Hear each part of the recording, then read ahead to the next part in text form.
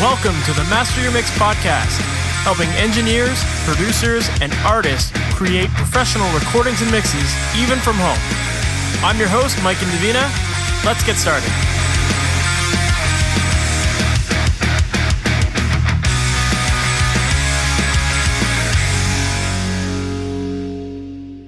Hey, welcome to the Master Mix podcast. My name is Mike and Davina, and thank you so much for being here with me today.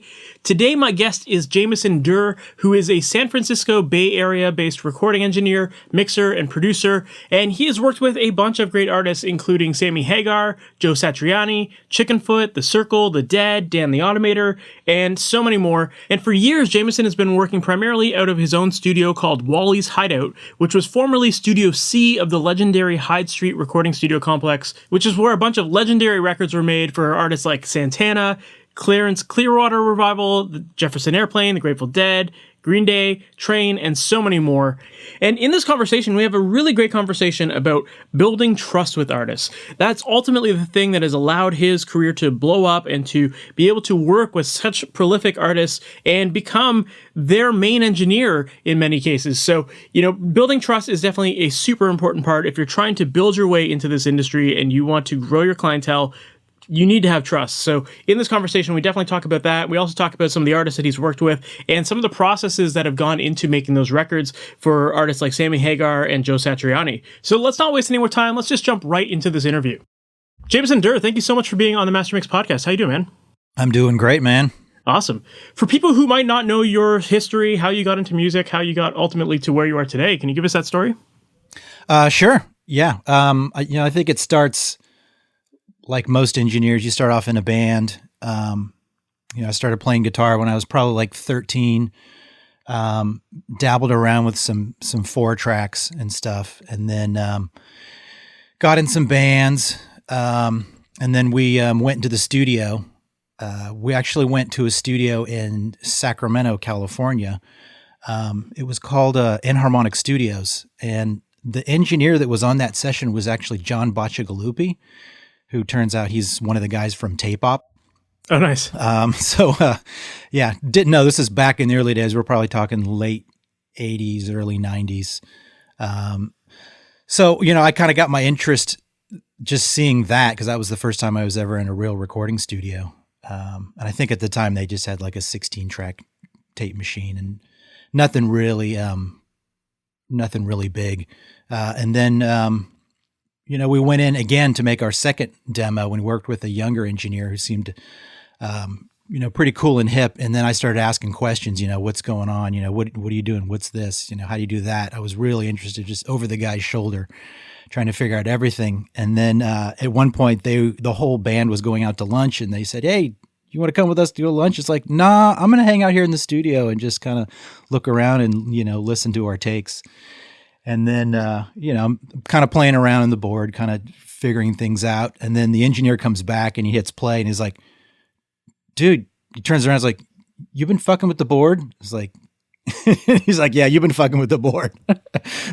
I couldn't help myself. I didn't know what I was doing, but I figured, ain't no harm. I'm paying for the studio time. Why not? So that was kind of the intro into it. And then, fast forward and then, kind of was playing music with friends and ended up getting an 8-track recorder and into like a little Mackie mixer, and we would just make demos in our house and just started kind of recording with that. And then once that got out, then other bands started kind of hearing, friends of ours were hearing what we were doing, and they came over and we started making some demos with them, and then I started kind of getting a little more serious on what I wanted to do in life, probably in my later 20s. And then I ended up moving to San Francisco from the Central Valley I grew up in Modesto.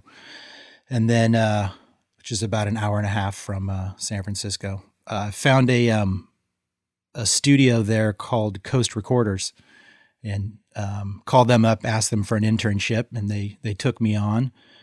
This is probably 98, 99.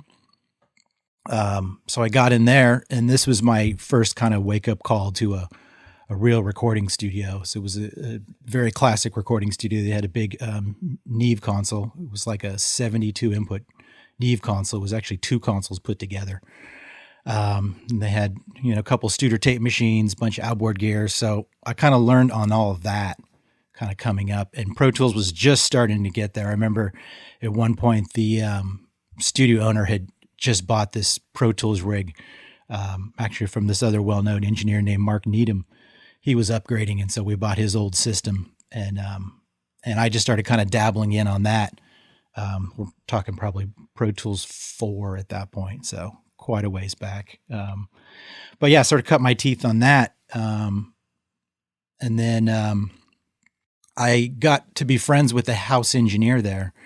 And in 2004, the studio unfortunately closed. In the San Francisco Bay Area, there was a thing called the .com boom. And that actually kind of burst and a lot of places closed. So the studio closed, and the studio engineer and I, the house engineer, we set up in another studio called Closer.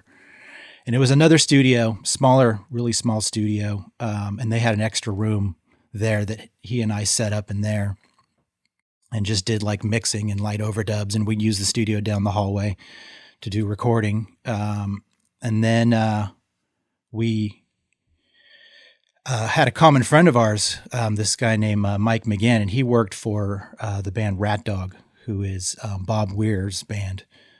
We became friends with him while we were working at Coast. And then he came into some gear of Bob's. He's like, I got all this gear. I got a console and tape machine and outboard gear and microphones. It's like, I just need a studio. If you guys can find a place, like, it's yours, indefinitely. So it's pretty good incentive. What's that? Pretty good incentive to get something going, absolutely. right? So we kind of hustled around. We thought we would like build our own studio from scratch, and we looked at a lot of spaces and it seemed kind of crazy. And then we ended up finding this room at the legendary Hyde Street Studios here in San Francisco. And they had a room available, which is the room I'm in right now, the control room. So they agreed to rent us just the control room. So we were set up just in the control room, as the live room was actually, the control room glass was covered, and there were two other rooms out in the live room. They had divided it up because they were trying to, nobody was renting big rooms at that time. So they had split it up, and people had like little production rooms set up. So they had this outfit called the Hieroglyphics, which were working on a lot of hip hop stuff here in the Bay Area. And then a few months later, those guys decided to move out, and the studio offered us the live room. They said, "You guys want to take that, for a little bit more money?" We're like, "Hell yes, we do." So we took that on. This is all 2004 when this went down, and I've been here ever since, and I'm the original partner. That's amazing. Yeah. And there's more to my career history, but that's the history up to this point of moving into this studio. That's amazing. So when you first took it over and it was just a control room, I assume that you were just handling mixing projects at that point? We were a lot of mixing, and it was cool because I kind of got my intro into analog mixing at that point. We had a big Sony console in here, and a lot of nice outboard gear and reverbs and stuff. So that kind of really opened my mind to because before I was all in the box mixing. I was a young engineer at that point too. But once I did that, it would just open my mind. It was just like, holy cow, this is what real records sound like. But we were doing some overdubs in here. We would just do it on headphones, and we had some, nice mics in here, and people would just, set up over there in the corner behind me, and we would just record in here. I remember having some congas in the room, and they were just set up right up next to the console, and I'm like sitting next to the conga player as he's playing the congas. So, but that's how we did it. We just all kind of crammed in one control room. I love it. For the time being. Yeah. Yeah. Sometimes you just gotta work with the space you have and make the best of it, right? And we were thankful to have it with all the outboard gear we had, and we hit the ground running. So it was great. Yeah. It's interesting because you said you kind of went from like a digital learning Pro Tools, and then you started going kind of the opposite direction that most people go, right? Like it seems like most people are going from analog to digital these days, and you kind of went backwards, right? So what was that process like of learning to go backwards and maybe integrate both of those together? It was cool. Like I said, it was really eye-opening on just the space. I think the first thing I noticed was the quality of the reverbs. Back in the early 2000s, I don't think the digital reverbs were all that great, to what we have now. So I think that the time that I was learning that really helped me kind of hone my craft and to know what that sound was like to mix on a console. Like, a lot of the big records were done at that time. But I've actually since come back to mixing in the box, and now looking back at the analog world, it's like, I don't miss it at all. I have so many pictures of console snapshots because the recallability was crazy. I mean, we did have an automated console, which was nice. And at one point it actually destroyed a mix on accident. But the recallability of Pro Tools, I think I actually lost some mix sessions because I wasn't mixing in Pro Tools at some point, because the band wanted recalls, and I was just like, well, we're gonna have to book a few hours to make that tweak. Whereas in Pro Tools, you just open it up, tweak it, change it. You almost don't even build a client if it's a simple tweak. But with this, it's like, okay, we got to book studio time, we got to reset all the gear, and I don't miss that anymore. I think I've developed the, I know what it sounds like, what it's supposed to sound like on a console, those big mixes. And so I've figured out how to make that happen in the box. And I kind of made a transition. We went from the console down to a summing mixer and using some outboard gear, kind of doing the hybrid thing that a lot of people do. And then I did a comparison. I was like, what really is the difference between the summing mixer and in the box? And then when I did the comparison, I realized like, oh, most of the mix stuff I'm doing is actually what I'm doing in the box, and not so much, what it's going through. It's more my ear and my aesthetic and my approach to the music. And so it eventually just kind of worked itself down from the summing mixer and then just all into the box. Since I knew so many big name engineers were doing that, it's just like, well, I can do that. So I just developed that, and you just keep comparing your mixes and you figure it out. And then all of a sudden, you're there. Yeah. That's really interesting, because I feel like the fact that you even went down to a summing mixer, like what was your thought process behind that? Because it sounds like after you had it, you were like, wait a minute, that's not actually doing that much. Right. And I feel like these days there's so many people that are like, you need a summing mixer, and a summing mixer makes your digital mixes sound better. So I'm curious to know like what that transition was like when you got this summing mixer. What did you think was going to happen with it? Well, yeah, I know. I thought that we were going to get the same sound. So the sound that we were getting on the Sony was very clean. It wasn't like an aggressive rock mixer. It was more of like a cleaner jazz thing. I mean, it was Bob Weir's mixer, so it might have been better suited for mixing Grateful Dead stuff. But so the first summing mixer we got was a Neve summing mixer, and that was like night and day because that has all kinds of coloration in it. So we ended up, really liking that sound. So we went with that, and then that belonged to my studio partner. At some point he left, and so I had to buy a replacement, and I got like this SPL summing mixer, and then that was a lot cleaner. And then I noticed my mixes going from the Neve to the SPL, which was a lot cleaner, and so there was a lot more top end on it. So I had to kind of re-EQ everything differently. So it kind of made it like I was trying to push more top end through the Neve, which I guess is what most people might do since it's such a colored mixer. Yeah, for sure. So when you'd mentioned that once you tried using the summing mixer, eventually you kind of realized that you were getting a very similar sound to what your digital mixes were sounding like already. So yeah. So I'm curious to know, like you'd mentioned that, it was the things you were doing in the digital world that were making it sound kind of analog-y anyway. So what were those things that you found you were doing that made it so you didn't need that summing mixer? That's a good question. I think when I started A-Bing the mixes, I realized that there wasn't that much of a difference, and the money that I had paid for that summing mixer and all the conversion stuff that it was going through wasn't making the amount of money that I spent on it sound that much better. So I decided just to take that out. And I also wanted to be portable too. I wanted to also work, mix from my home studio, which is where I do predominantly most of my work. And then be able to take that in here and work with clients. If I wanted to, if I needed to work in person here, or if I needed to go to their studio, I wanted the portability of it to be able to move around. So that was a big part of wanting to go that route. Yeah, that's cool. Basically, that's it. Just portability. Yeah, I'm sure it offers a lot more flexibility as well, because obviously, like, you have that portability, but then your sessions are probably going much faster, which is probably from a financial standpoint, you can run more sessions because you're spending less time routing signals and recalls and all that stuff, right? Yeah, exactly. Yeah, absolutely. That makes a lot of sense.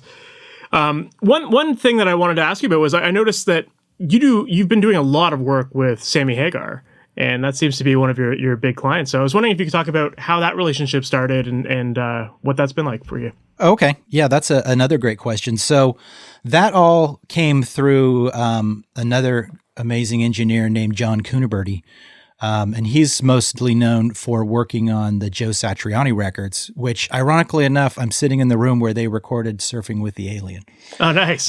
That's actually not how I know him. That's just another ironic thing that had happened. But while my past studio partner, Justin Phelps, and I worked at Coast, John Cuniberti was the kind of studio manager, kind of head engineer, but he had kind of left just when I came there, but he would come back occasionally to do sessions, and he had moved on also to do some mastering too.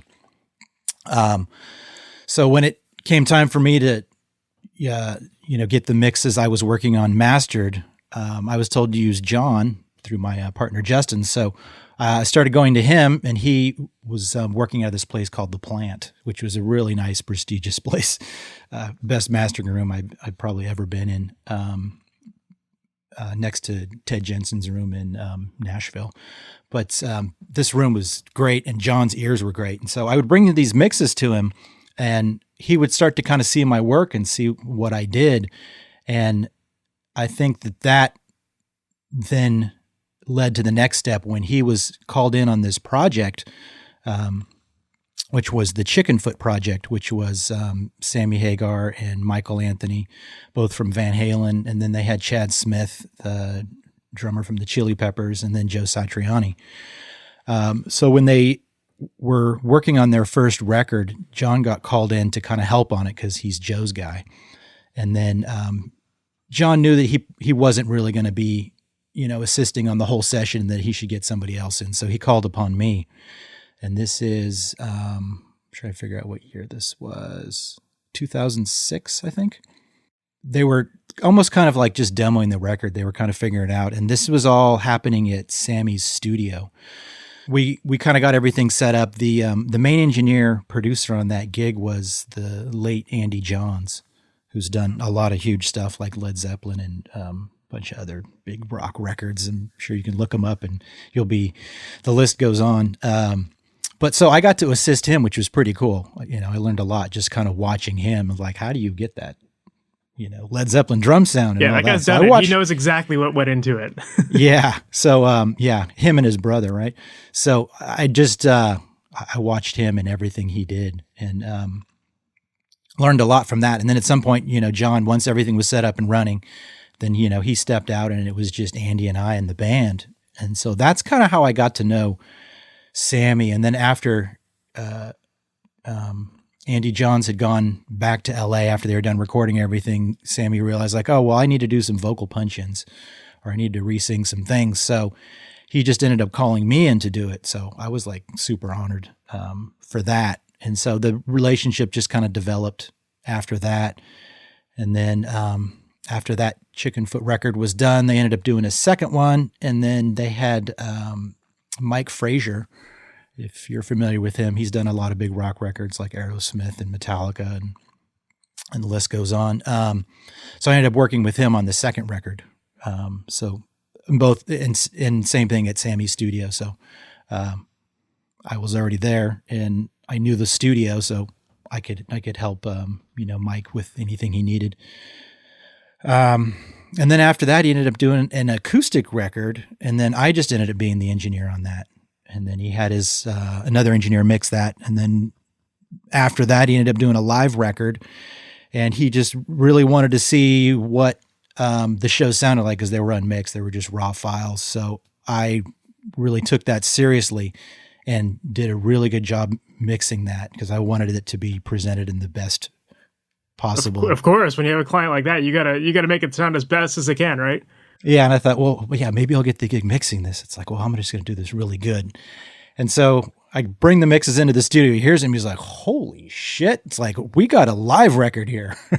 So I ended up making a live record out of all the shows that he did, I think in 2014.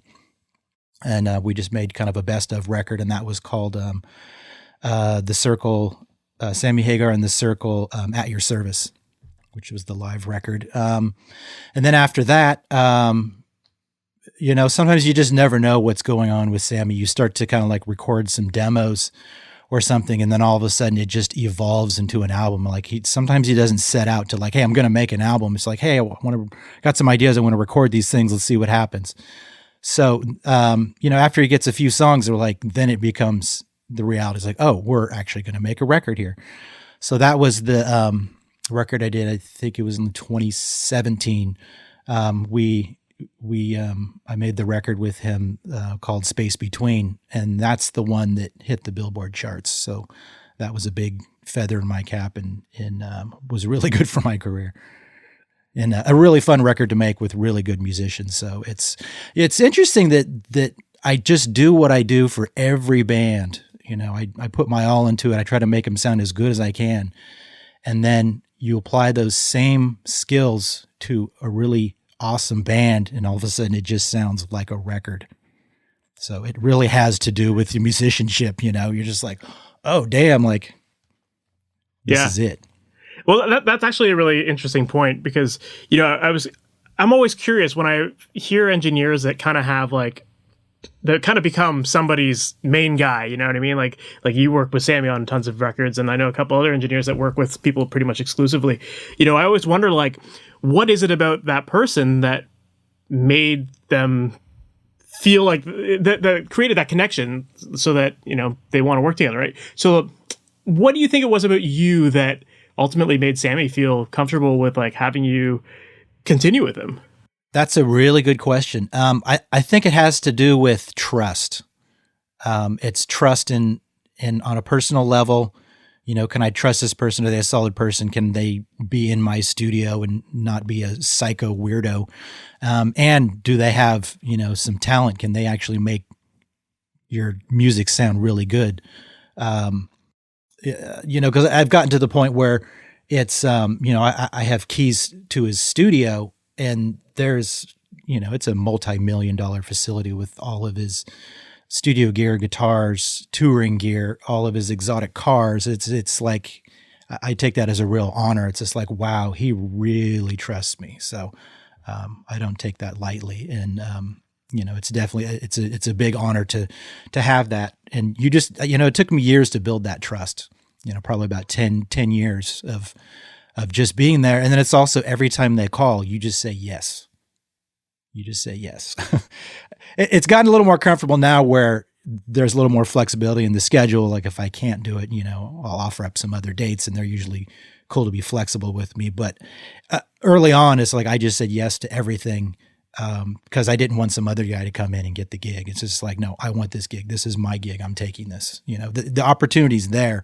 So, I'm going to do everything I can to make that happen. Yeah, that's interesting. Do you feel like had you said no to any of those gigs back then, do you feel like now that you know Sammy more, do you feel like you could have had a little bit more flexibility back then? Or was it just like, you didn't want to take that chance? Yeah, no, I didn't want to take that chance. I don't, I think it just happened perfectly where there was nothing that I couldn't easily move when he called, so it's, and So I think sometimes it would come up, I would be booked for another band with another band, and I would just tell them like, look, this opportunity came up, are you cool to move this? And they would totally understand, because then it kind of makes them look good. Like, oh, hey, our engineer's working with Sammy Hagar. It's like, it's cool. Like, we moved our schedule for him, so it ends up all working out. That's interesting. Like, and that whole idea of trust, like, I totally agree with that. I think you definitely need to have that trust with someone. And on that topic, like, what recommendations do you have for people to build that trust with the artists that they work with? Oh, that's huge. I have a lot of meeting with bands and artists, and first you're just sitting and talking and getting to know each other. It's usually not very often that I'll do something through email, maybe mixes, because it's not as totally personal and they kind of already hear your work. But when you're going to be in the studio working with somebody, you kind of gotta get along personally. You have to, you have to kind of see eye to eye on things, and want to make their music the best it can be. They're trusting you with their baby, with their music. And for me, it's just another record. For them, it's their life. This is like a big part of their life, the record that I make with them. So, I take that really seriously, and it's a, you're almost immortalizing them. We're time stamping this part in their life. And so I take it very seriously and try to be, I don't really try to be, I'm just kind of an easygoing guy. So, and my personality just, will hopefully, we'll get along, personally on that level. Mm-hmm.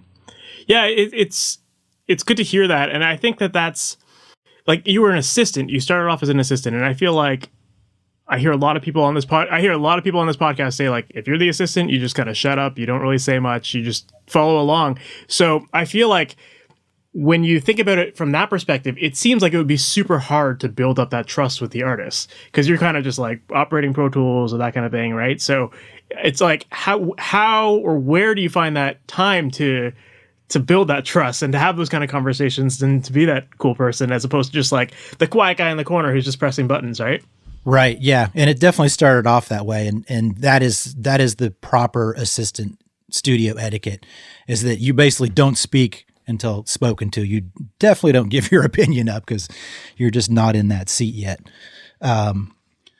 Maybe it was that, that I was very respectful and professional.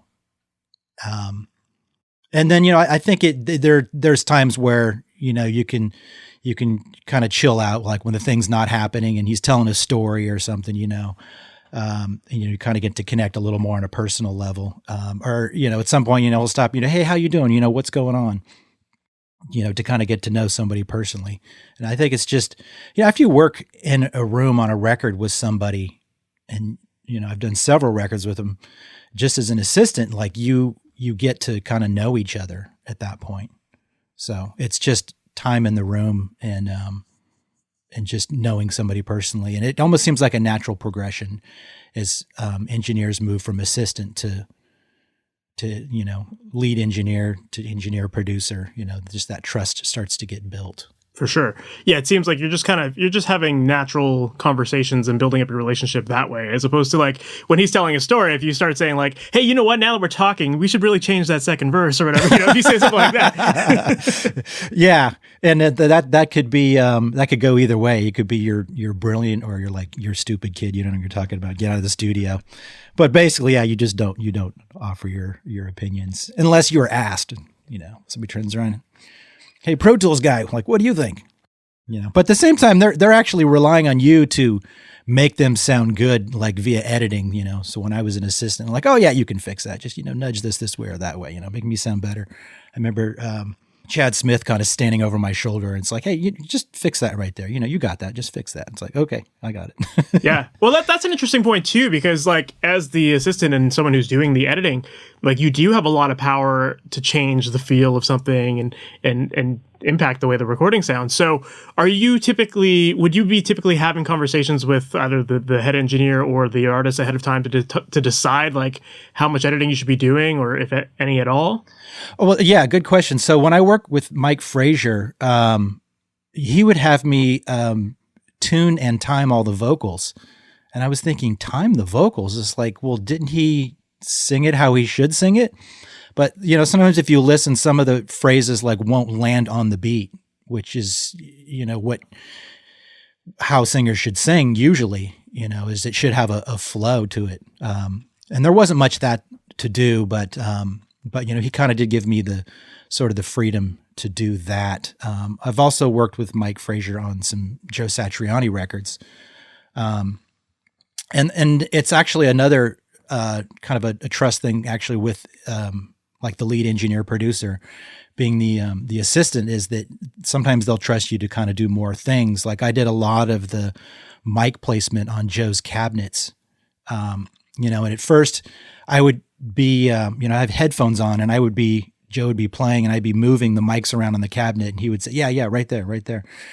But there'd be other times like, hey, you know, just go mic up those cabinets, and I'd put them where I always put them on cabinets just from watching Andy Johns and Mike Frazier and John Coonerberty. Like they all kind of put the mics pretty much on the same part on the cabinets using the same mics. And so I just kept, you know, repeating that.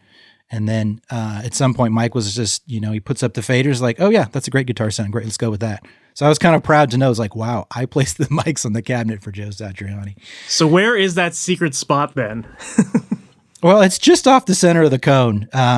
You know, if it's right in the middle of the cone, then it's a little too bright. If it's more out towards the edge of the speaker, then it's too dark. So you kind of find that happy medium in between. And we're always using 57s and 421s. And so it's always just worked. And for, you know, that's for like a Marshall cabinet, you know, with distorted tones. That combination seems to really work. Are you usually pressing the mic up like against the grill cloth, or you kind of further back? Just straight on, no angle, just straight on. And that's the way those guys have always done it. And I've always done it that way now, and it totally works. And it's a repeatable sound that you can always get and rely on. Yeah. That's interesting. I was very, very curious to know about that, because I knew that you worked with Joe, and obviously with Sammy having been in Van Halen, like, you know, those guys are used to like iconic guitar tones. So I was curious to know if you felt any pressure to like make sure that you had like amazing guitar tones while working with these guys, because they're so used to it. Yeah, absolutely. And that's kind of the fun part, because I'm a guitar player too. And at one point when we were working on the Space Between record, I was working with Sammy's guitar player, Vic Johnson, who's an amazing guitar player. And he's a big guitar head. You know, he's really into gear.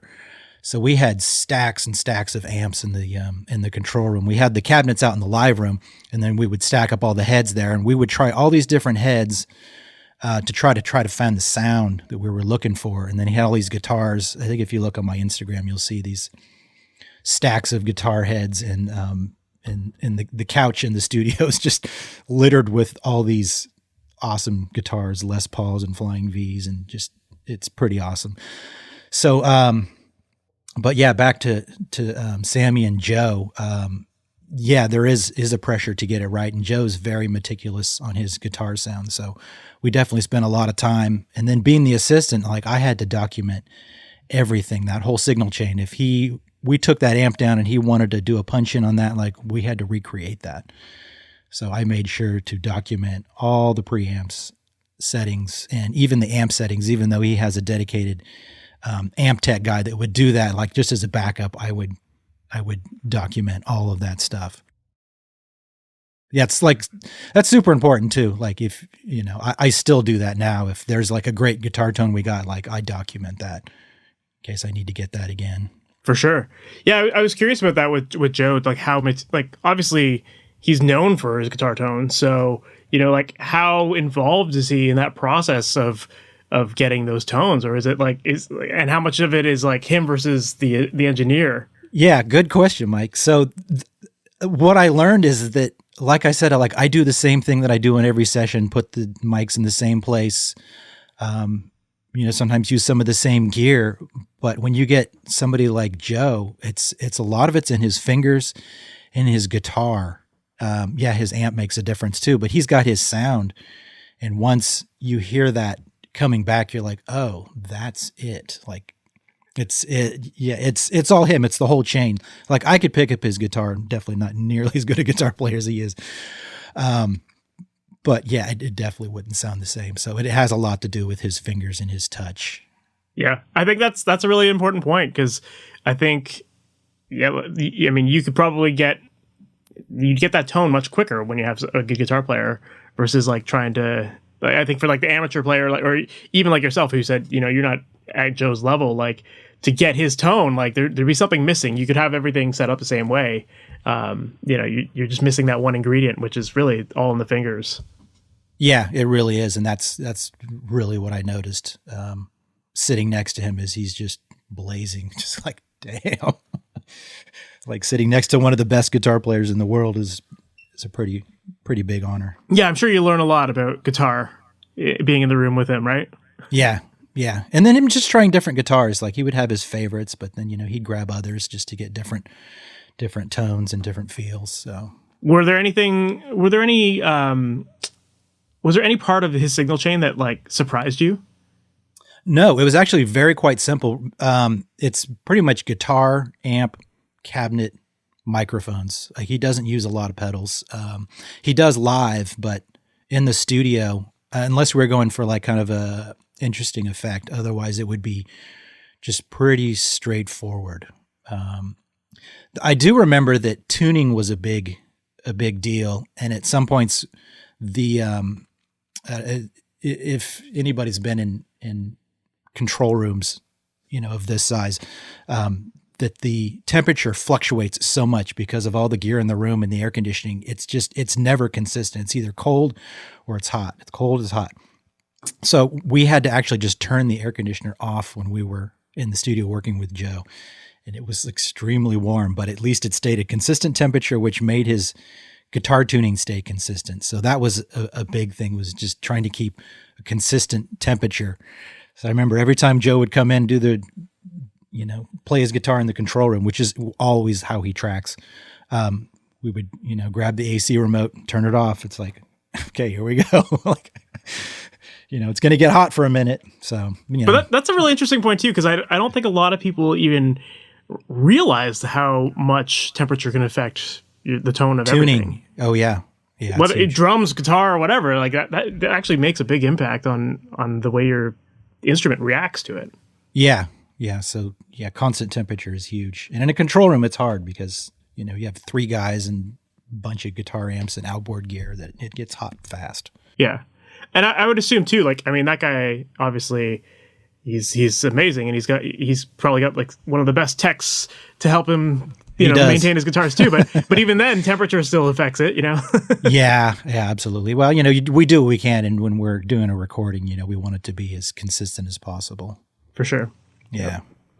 One other thing that I had heard about, just to go back to Sammy Hagar, I had heard that he is generally the kind of person who loves to work really quickly in the studio. Is that he true? Does. Yeah. And that's why, like, when I don't know if it's a demo or if it's an album thing that we're working on, like, I record everything like it's going to be real. Like, I just take the time, I set it up. I get in beforehand. Like, if I know what we're doing vocals, we're doing guitars, like, we're going to do bass, whatever. Like, I'll have all that stuff pre-set up because I know he just wants to come in and just bang it out. So when he does his vocal takes, he'll do, 4 or 5 takes of vocals. And then I'll usually comp something. And then, he'll listen back, and if he wants to punch in a line, then he'll do it, and then he's done. So it's working with him is a pleasure because we don't work like long, crazy days. It's like a normal, like 8-hour day at most.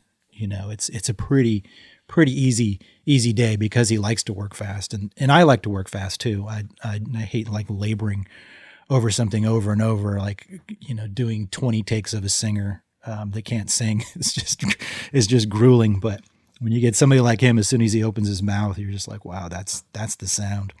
That's awesome. So what sort of efficiencies do you create for yourself that allow you to work quickly then? Having a lyric sheet helps.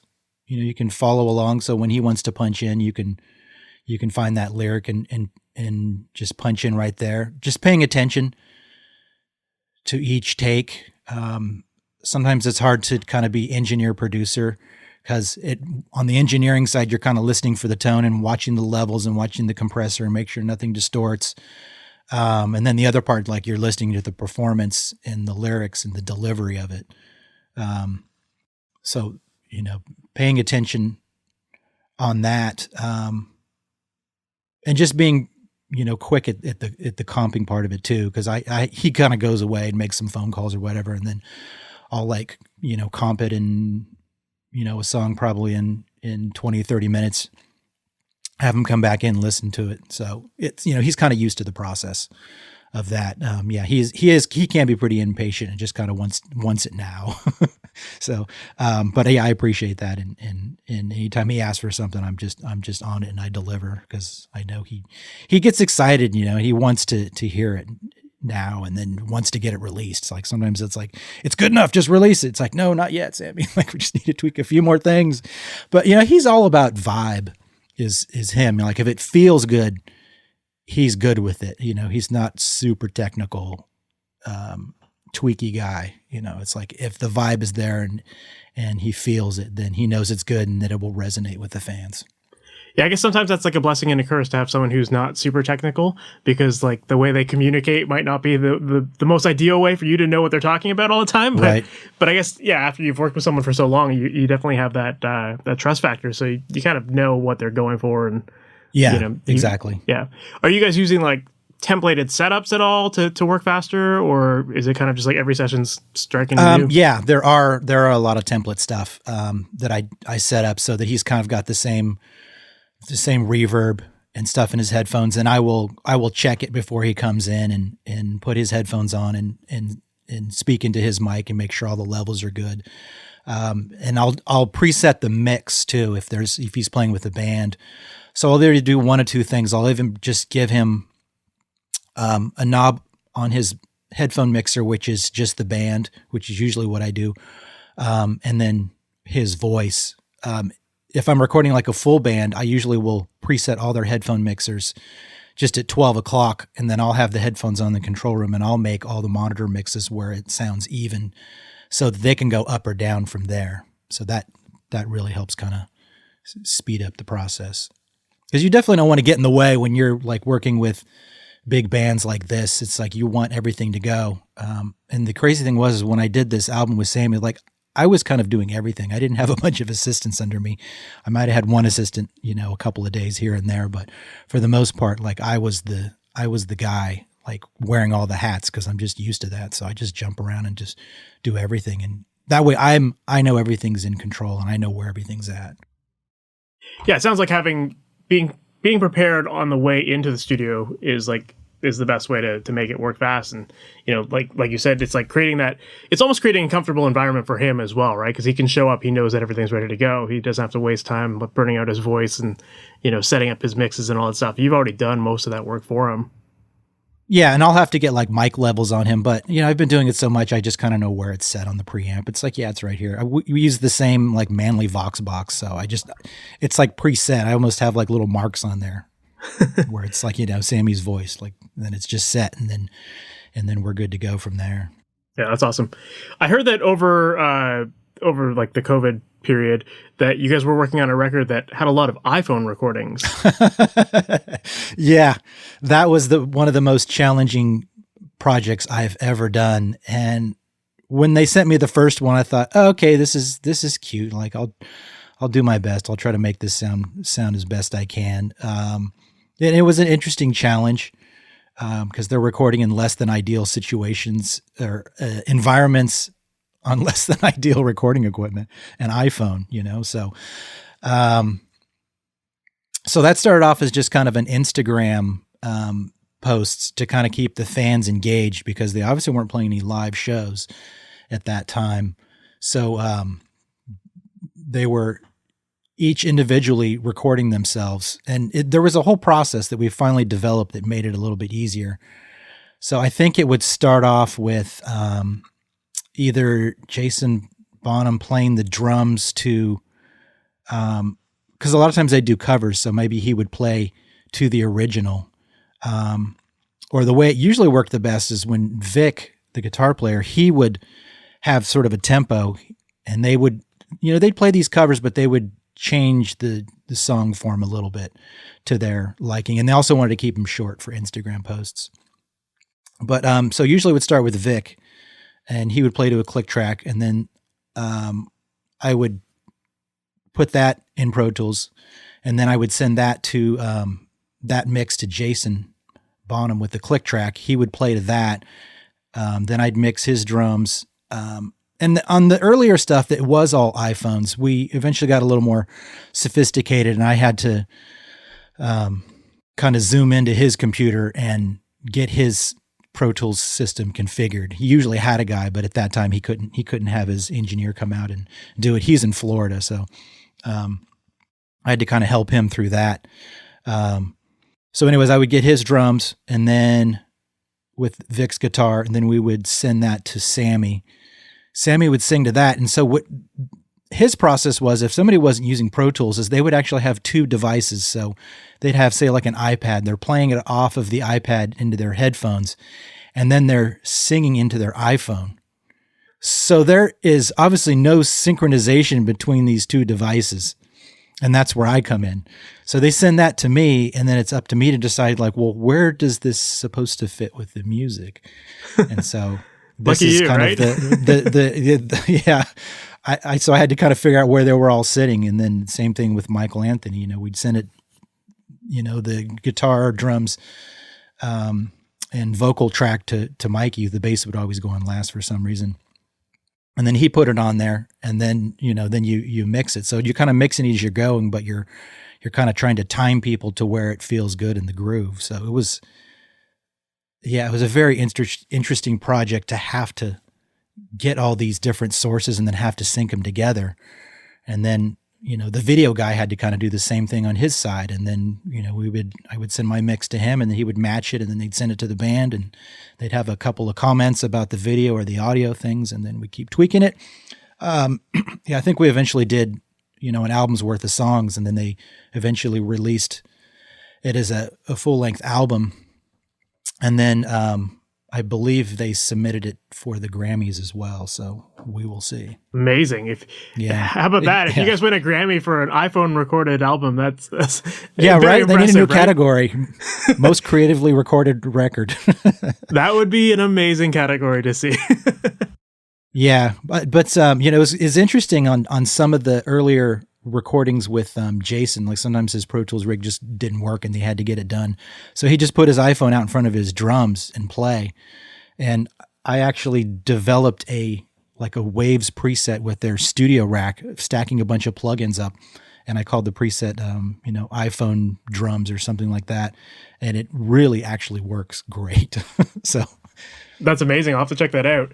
Yeah, I was curious about that. Like, was the iPhone thing just because people didn't have their own setups to record it properly? Or was it just so it wasn't actually like a thing you guys discussed ahead of time? Like, let's make this really challenging project.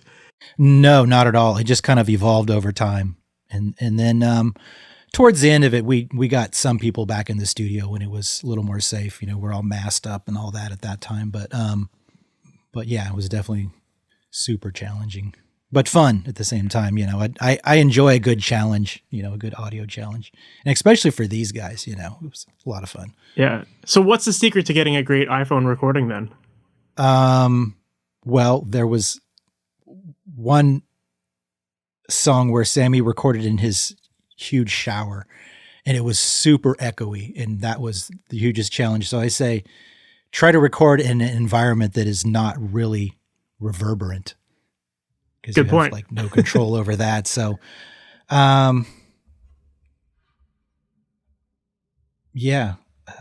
everybody kind of did things a little bit differently. We eventually got Michael Anthony on a DI thing into his iPhone, so that helped a lot, because trying to record bass in a room, and he has to be on camera, and then his bass amp is behind him, so it ends up being kind of really roomy. So,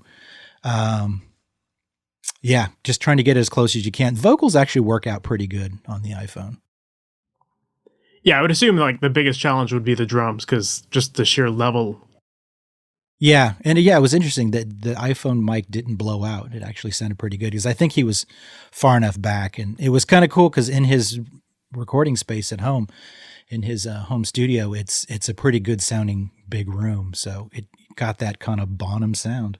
That's awesome. Yeah, cool. I've heard, and I can't confirm this, but I've heard that like Apple's engineering team, there's like a massive audio division where basically what they do is they take the newest iPhone and they'll go to like major, like big concerts and stuff like that. And like the goal is to record those concerts as cleanly as possible. And, and if they can do that, then they know that they're on the right track with their mics. Right. Yeah. They're going to be responsible for the best sounding bootlegs out there. Right.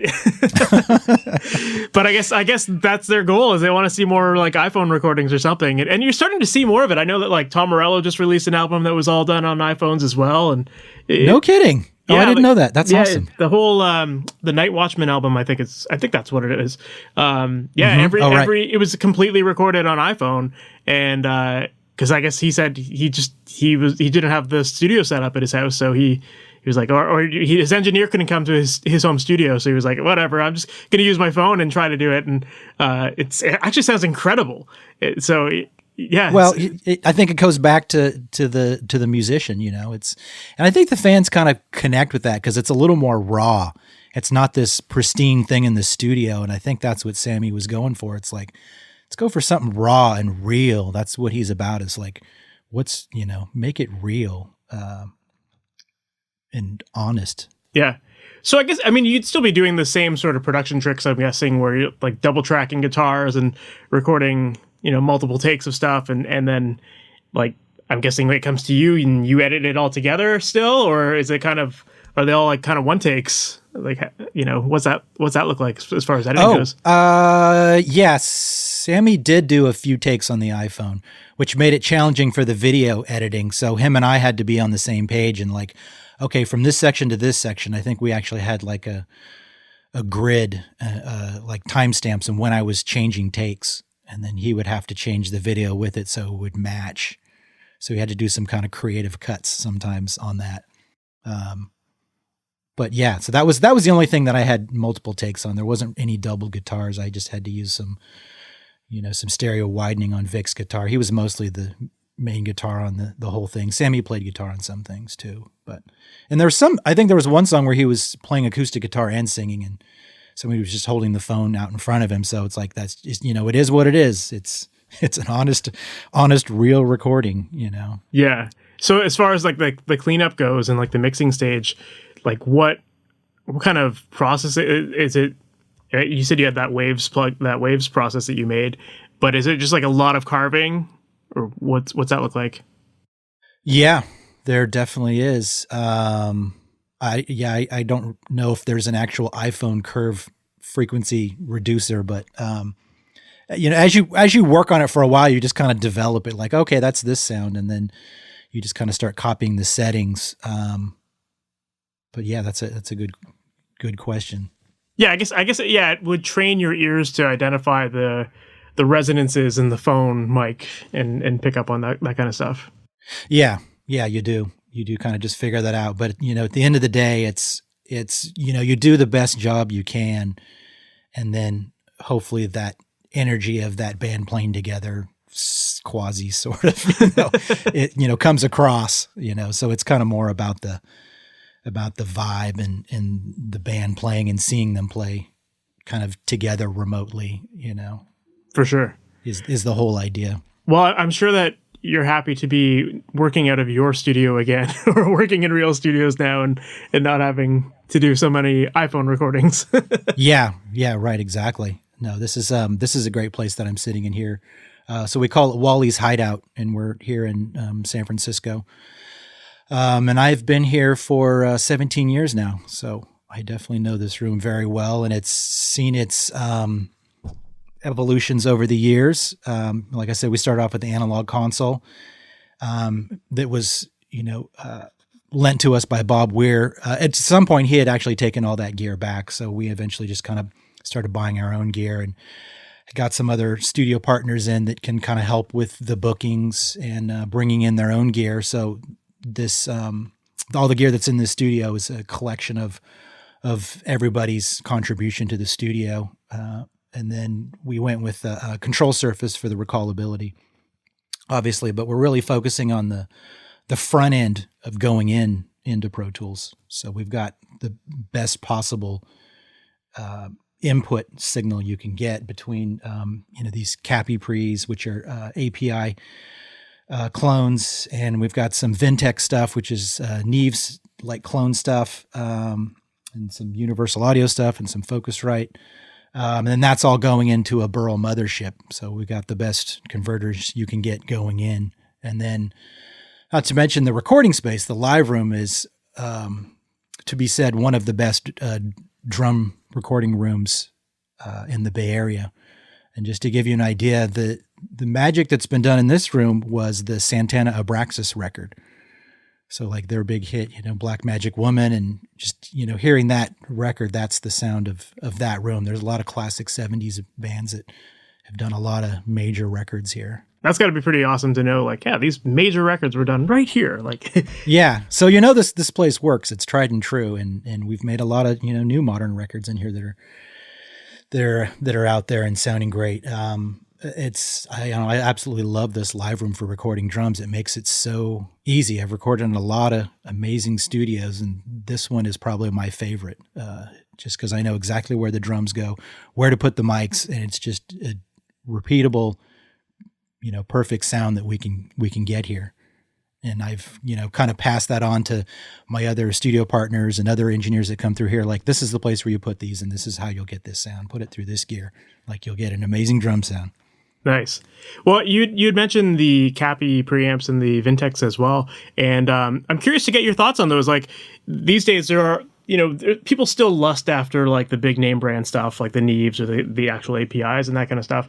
But there are a lot of more affordable products out there, like the Cappy or the Vintex, which are basically similar circuitry and similar sound. And I'm curious just to get your thoughts on how those compare against the originals, and was your decision to go the route of getting clones? Like, was it a financial decision? Was it a sonic decision?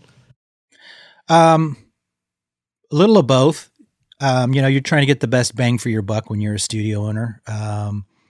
And clients are drawn to those names, but I think at the end of the day, it's just like, well, what does it sound like?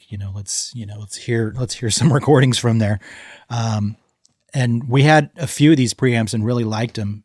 All of the studio partners that I have here, we all like love these Cappy pre's. I have a lot more experience with actual API stuff because that's the console I use at Sammy's studio, and I've recorded quite a few records on that thing. So I know what that console sounds like. I know what a real API console sounds like. And I feel like we're getting that with these Cappies. They have that really forward kind of punchy sound that, APIs are known for. So we love those. And I've always been a fan of the Neve stuff, and we have the Vintech stuff. And it's, a little bit more affordable than the actual Neve or the API stuff, but I think it sounds just as good. I'm getting the kind of feel of those real boxes there. Yeah. I personally have a couple of the Cappy preamps, and I love them as well. I think they're, like, as far as bang for the buck, like you said, like, for the price of two of them, you can get, for the price of one normal API, you could probably get like two or three of the Cappies, right? Yeah, exactly. And then it's nice to just put those across the drums is what we usually do. And then you just get a nice consistent tone on those. And then, we have a lot of EQs below it, some API stuff, some real API EQs. Awesome.